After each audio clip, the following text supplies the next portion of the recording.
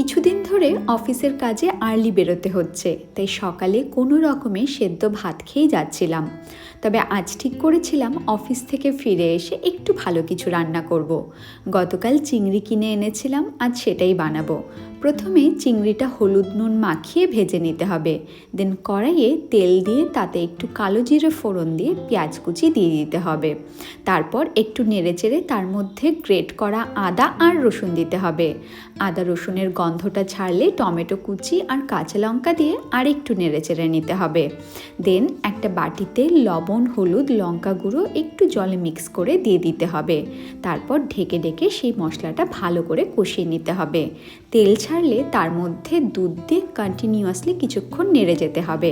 যখন গ্রেভিটা একটু ঠিক হয়ে যাবে তখন চিংড়িগুলো দিয়ে লো ফ্লেমে ঢেকে দিতে হবে। ঝোলটা আর একটু টেনে নিলেই রেডি চিংড়ির মালাইকারি।